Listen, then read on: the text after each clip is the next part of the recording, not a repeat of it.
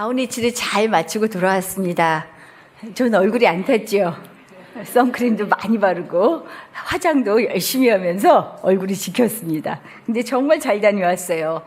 아론과 훌 기도팀은 물론이고요. 사랑방을 통해서 사진도 보내드리고 상황들도 안내해드리면서 기도와 관심으로 우리 원주와 안동의 고천이 연결되듯이 그렇게 사역을 하고 돌아온 것 같아요. 시골 마을의 특성이 있잖아요. 장성한 자녀들은 다 도시로 갔죠. 첫날 이렇게 가가 호 돌아다니는데 어르신들이 굉장히 반갑게 맞아주셨어요. 근데 여러 팀이 갔거든요. 어느 팀은 아주 냉대를 받았다 그래요. 그래서 깜짝 놀라기도 하고. 왜냐면 불교 또 문화권에서 굳이 이건 또 뭐야? 음료수 갖다 드리니까 내가 이게 뭔 줄 알고 먹냐고 그러기도 하셨대요. 아주 조금. 근데 대부분은 소식을 들으시고 굉장히 반갑게 맞으셨어요. 그랬는데 이 어르신들만 주로, 그것도 장성한 자녀들 다 내보내고 혼자 계시잖아요. 두 분 계시고 혼자 계시고 그러면서 농사를 짓고 계시죠. 거기가 사과 농사를 짓는 곳이라 경제적으로는 크게 어렵지는 않은 것 같아요. 우리 청년들 중에 깜짝 놀랐대요. 내가 딸한테 3억을 줬어. 몇 억을 줬어. 그래서 청년이 나도 그 집 딸하고 싶다. 근데 느지막하게 많은 돈을 갖고 있어도 사실 얼마나 외로워요. 정말 돈으로 해결되지 않는다는 거 다 알잖아요. 사람들은 각자 가지고 있는 필요들이 다 있습니다.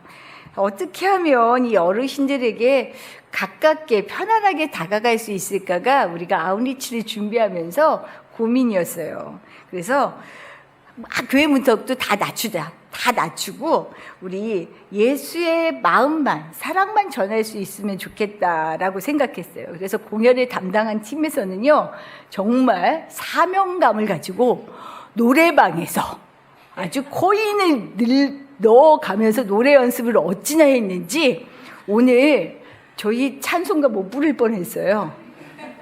안동역에서 그걸로 바꾸려다가 머릿속에 입속에 계속 맴도는 거예요. 내 나이가 어때서 막 이런 거. 근데 정말 마치 찬양을 하듯이요, 트로트를 그렇게 신나게 같이 잔치를 벌이고 왔습니다. 그런데 사실은 예수님이 이 땅에 오셔서 그 많은 사람들이 만나실 때 이렇게 만나셨어요.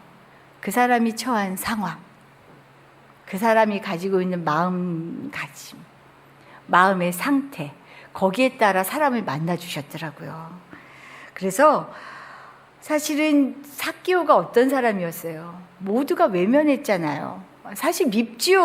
우리 동족한테 돈 뜯어내는 세리가 누가 좋아요. 그러니 다 외면하는데 가까이 가려 하지 않는데 굳이 삭개오를 찾아가서 너희 집으로 가자 하신 예수님. 사마리아 여인, 남편이 6이나 됐지만 채워지지 않은 삶의 갈증, 늘 목말라 했잖아요. 이걸 아신 주님 뭘로 만나셨어요? 물을 매개로 만나셨어요. 오히려 나한테 물 좀 달라고 하시면서 그렇게 자신의 갈증을 알아차리게 하셨죠. 우리 예수님이 얼마나 멋지냐면요, 다들 옮을까봐 걱정해서 가까이 안 갔던 전염병자들, 나병 환자들을 일부러 손을 대어가면서 고쳐주시니까 몸만 고치는 게 아니라 마음이 고쳐지죠. 예수님은 사람을 만나실 때 이렇게 만나셨어요. 저희가 고천 땅에 가려고 하면서 이렇게 흉내를 냈어요. 예수님처럼 마음을 알고 상황을 알아들이고 그들의 마음이 조금이라도 위로가 되면 좋겠다. 오늘 본문에서 예수님은 수많은 무리가 당신을 따라와서 배고픈 줄도 모르고 사흘 정도 굶어있는 이 사람들에게 이들이 만난 문제, 배고픔의 문제로 또 다가가셔서 오병이어의 기적을 만드십니다. 첫 번째 말씀이에요. 이렇듯 만남은 문제를 통해 시작됩니다. 문제를 통해. 본문의 말씀은 우리에게 너무 잘 알려졌죠. 오병이어의 기적은요, 사복음서 모두에 나와 있는 기적입니다. 물고기 2마리와 보리떡 5개로 당시 모여있던 무리 5,000명, 사실은 여자 빼고 노인 빼고 어린아이 빼고 장정만 5천 명이니까 뭐 10,000명 이상 되는 무리죠. 이들이 먹고도 다 먹고도 12광주리를 남겼다라고 얘기해요. 기적 중에 기적이에요. 아주 대표적인 기적이에요. 5천 명이 넘는 무리가 그를 따라다닐 정도로 예수라는 한 사람에게 왜 이렇게 열광했을까요?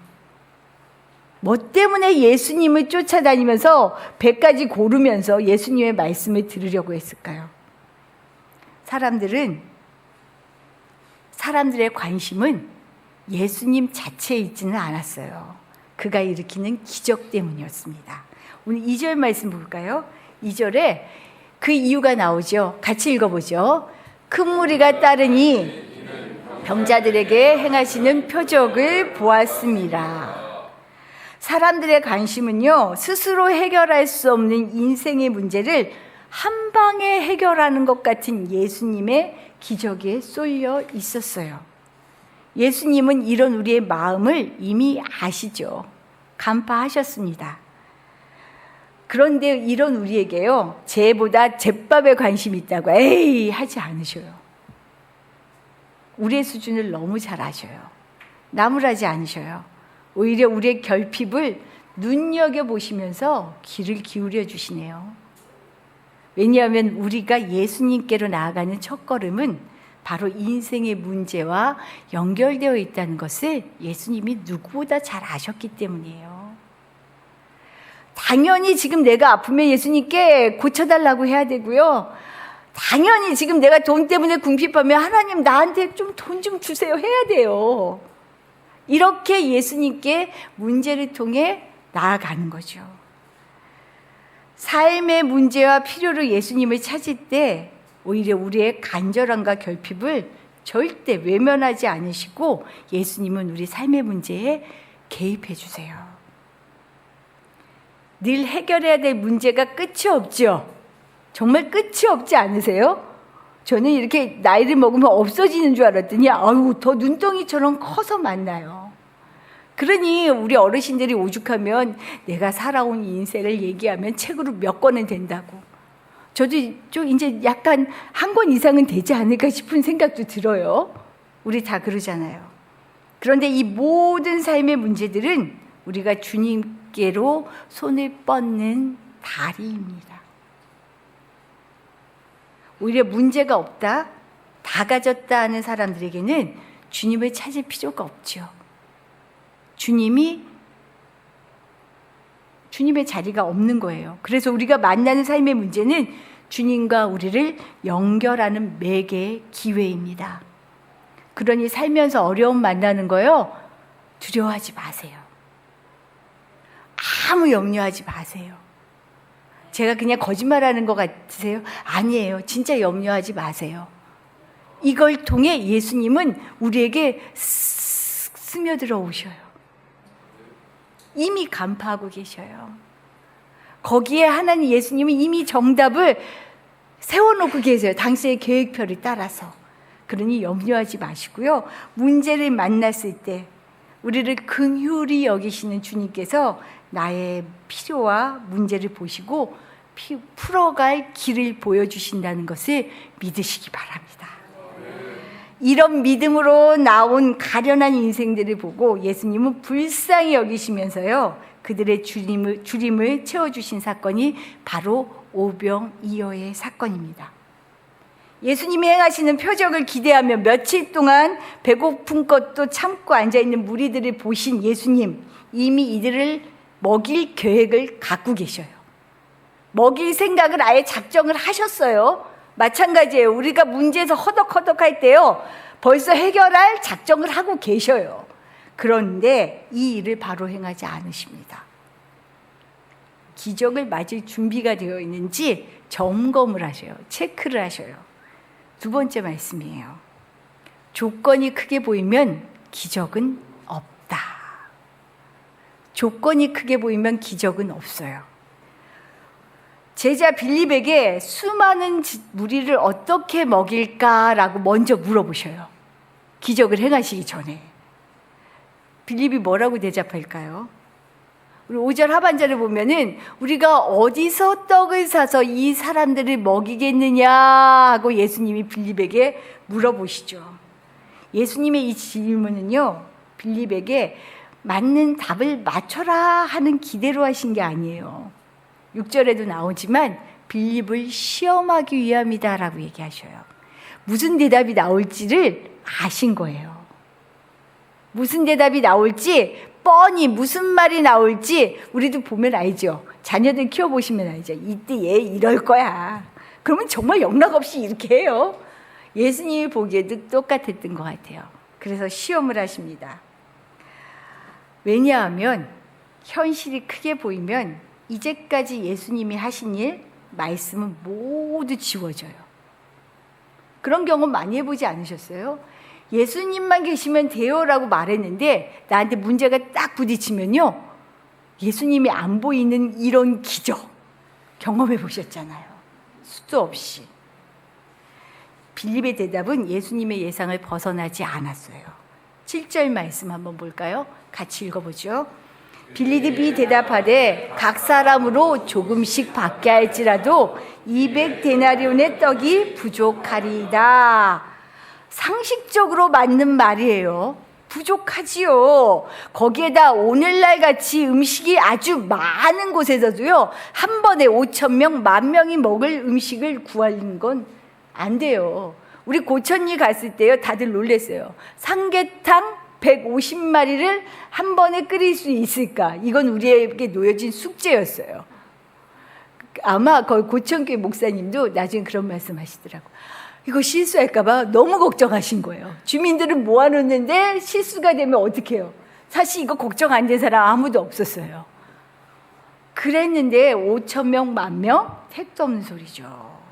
빌립이 맞는 말 했어요. 먹일 사람은 너무 많은데 예수님 택도 없지요. 여기다가 안드레까지 끼워듭니다. 사실은 어떤 아이가 보리떡 5개와 물고기 2마리를 갖고 왔는데 이 아기가 얼마나 귀여워 보였겠어요. 택도 없는 일을 하는 이 아기의 순진 무고함이. 그래서 예수님께 데리고 와서 보여주는 거죠. 예수님이 이런 걸 갖고 왔네요. 너무 이쁘잖아요. 하지만 뒤에 덧붙이는 말이 있어요. 9절 하반절 말씀 한번 볼까요? 안드레의 고백입니다. 그러나 그것이 이 많은 사람에게 얼마나 되겠사옵나이까. 맞죠? 안드레 역시 빌립과 마찬가지로 우리가 가진 것에 비하면 이 무리를 먹일 수가 없습니다. 안 되는 일입니다. 택도 없습니다. 라고 하는 단정을 분명하게 보여주고 있어요. 결코 틀린 얘기가 아닌데 문제는 이렇게 예수보다 눈앞에 조건이 크게 보이면 내 삶을 이끌어 가시는 주님은 더 이상 안 보인다는 거죠. 현실인데, 현실적으로는 맞는데 현실적으로 맞다라고 하고 눈앞에 그것이 크게 보이면 거기까지예요. 거기까지를 우리는 보통 살아가요. 예수보다 상황이 크게 보이는 순간 사람이 할 수 없으면 예수도 할 수 없다라고 철석같이 믿습니다.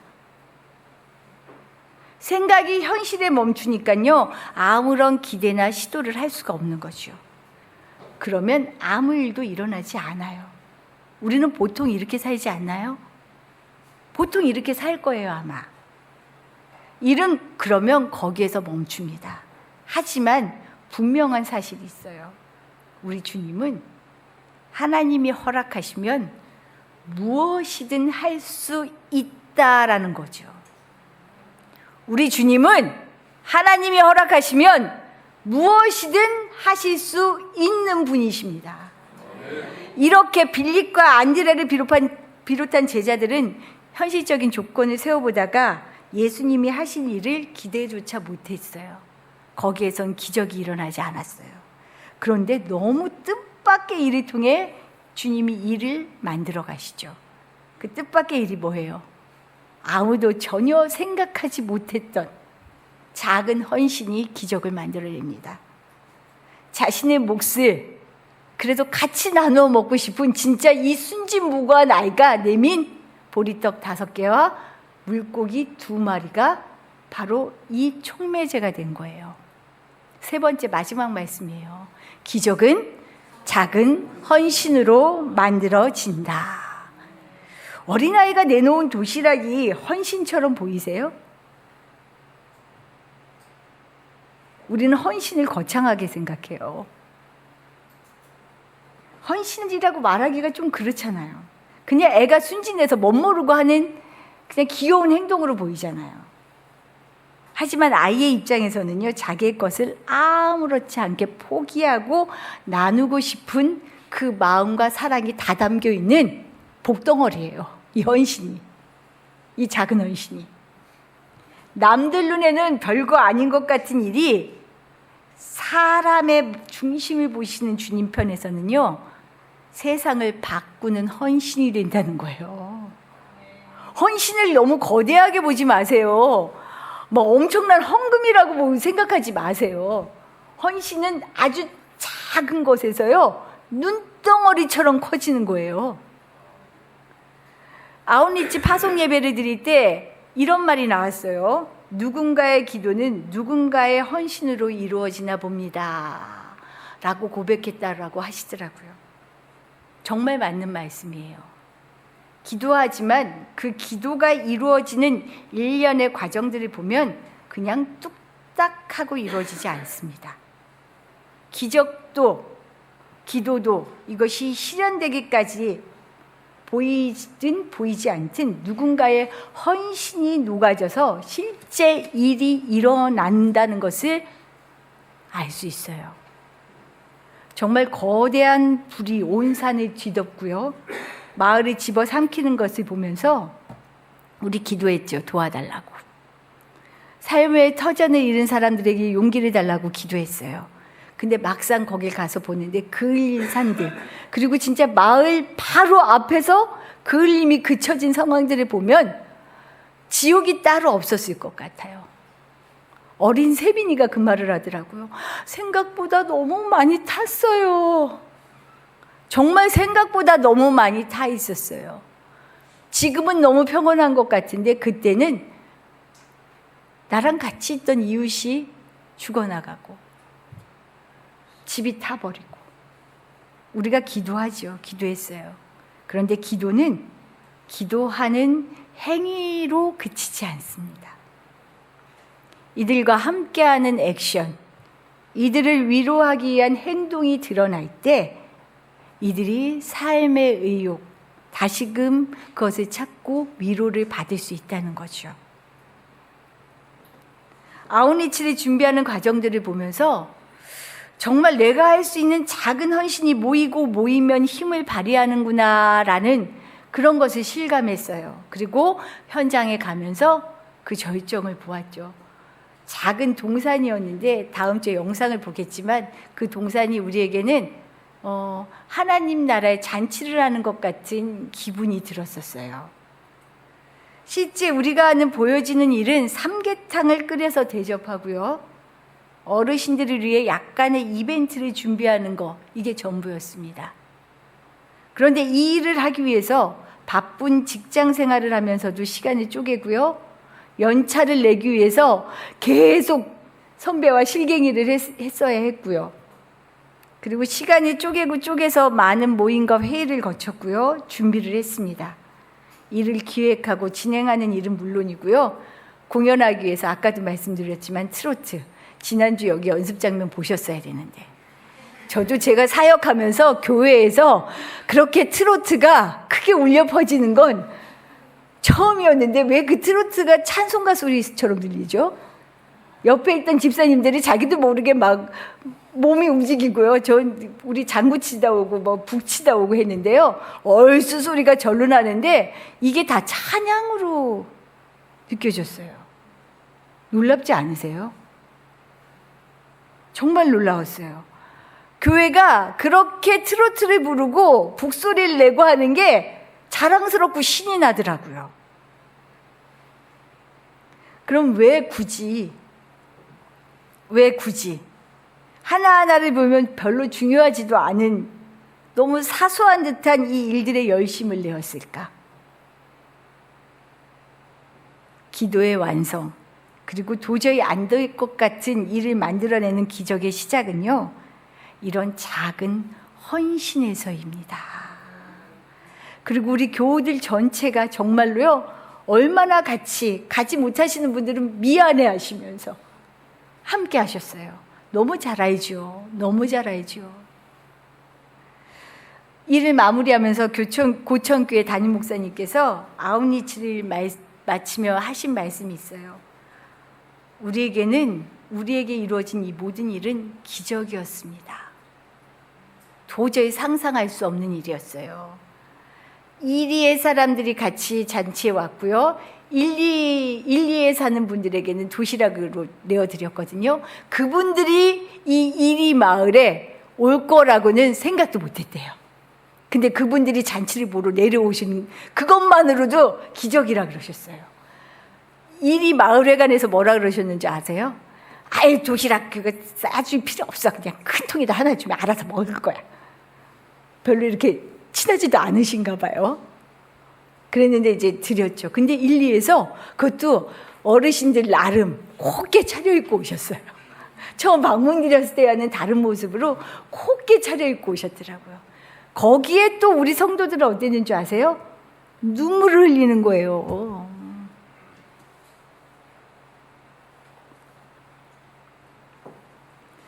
삼계탕을 전한 마을의 주민이 약 120개, 150개 정도 됐을 텐데 교회에 나온 분들은 7, 8분에 불과합니다. 그리고 거기가 불교 문화권이라 너무 자연스럽게 일이 있으면 절에 가는 게 보통인 지역인 거예요. 그래서 교회 권사님이 이런 말씀하시더라고요. 우리는 이런 일을 지금 몇 년째, 사실 추수감사절, 성탄절 때 이런 일들을 해왔는데 이제 안 해요. 왜냐하면 마을 분들이 교회에 오면 돈 내야 된다는 부담감을 갖고 있대요. 교회에 오라 그러면 돈 내라는 소리를 듣는다는 소리를 듣고는 교회에서도 이 일을 막상 하기가 이제 주춤해진 거예요. 어려워진 거예요. 그런데 지금 이렇게 와서 이 잔치를 베푸니까 우리는 진짜 놀랍다고. 교회 장로님이 뭐라고 얘기하셨냐면, 고맙습니다. 우리 교회에 면을 세워주셔서. 이게 인사치레 이런 면이 아니고요. 이 장로님 진짜 세상 묵뚝뚝해요.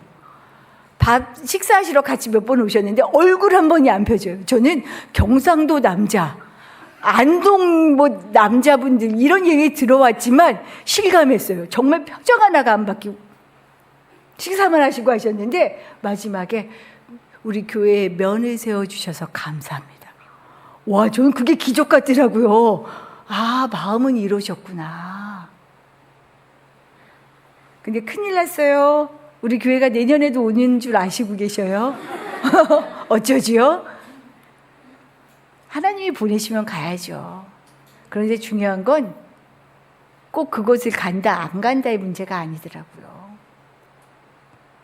하나님이 보내시는 곳은 우리가 어디든 가야죠. 고백 중에는 그랬어요. 해외에 가도 가겠습니다 하셨어요. 정말 소위 말하는 생고생을 하고 오셨거든요. 생고생이었죠. 사실 몸으로 치면. 나중에는 막 발이 이렇게 꼬이는 것 같더라고요. 막 진짜로 이렇게 하다가 다들 막 이러면서 소리가 저절로 나요. 생고생 같은데 목사인 저로서는 더 놀라운 거는 거기에서의 고백보다 더 놀라웠던 고백은 우리 교우들의 고백이었습니다. 은혜를 나누면서, 기대를 나누면서 위로하러 왔는데 내가 위로를 받았다고, 내가 너무 행복하다고. 와, 저는 그게 너무 기쁘고 좋았어요. 늘 드리는 말씀이지만 예수를 믿는 우리는 기적을 만들어내는 사람들입니다. 믿음으로 되지 않을 것 같은 일들을 이루어내는 사람들, 믿음으로 이루어내는 사람들, 이 사람이 진짜 예수를 믿는 사람이죠. 그런데 우리는 오랜 동안 조금 착각했죠. 기적은 아주 기적적으로 일어난다고. 그냥 기도 열심히 하고 예배 열심히 참석하고 교회 활동 열심히 하면 하나님이 알아서 우리를 척하고 바꿔주실 거다라는 착각을 해왔죠. 하지만 분명한 것은 갑자기 세상을 떠나 황당한 기적이 이루어지는 것이 아니라는 거예요. 삶에서 기적을 만들어내는 사람들, 아주 작은 보잘것없는 헌신이, 예수 닮은 그 사랑이 기적을 만들어내고 기도를 이루어내는 큰 일을 하더라고요. 맨날 똑같이 반복되는 일상 속에서 뭔가 문제들이 나아질 기미가 보이지 않는 상황들, 지치죠. 너무 희망이 없어 보이죠. 그래서 늘 넘어집니다. 하지만 진짜 기적은 이런 일상에서 살만하네, 살아가지네, 견디니까 끝이 있네, 아 이제 어떻게 살아야 하는지 알겠어, 예수 믿는 게 이런 거구나, 이것이 깨달아지는 기적만큼 큰 기적이 없더라고요. 우리는 이런 기적을 만들어내는 사람들입니다. 아까도 말씀드렸지만 구청교회와 마을 이장님은 내년에도 오시지요 라고 얘기했어요. 보내시면 가야죠, 어디든. 하지만 어디가 중요한 것이 아니고요, 우리가 발을 내딛는 것이 중요한 일입니다. 하나님께서 내년에는 어디로 발을 내딛게 하실지 궁금해요. 우리는 발을 내디딜 곳을 찾아야 하는 사람들입니다. 교회는. 왜요? 나의 작은 헌신이 발을 내딛는 그곳에 기적을 만들어낸다는 것을 아니까요. 나 혼자만 잘 살면 무슨 재미있어요? 같이 잘 사는 게 진짜 신나지 않아요?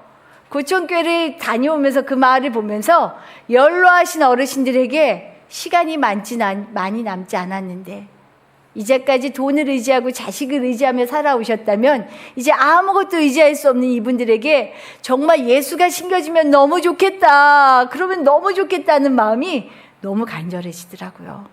이런 마음으로 우리의 발을 내디딜 곳을 하나님 보여주십시오.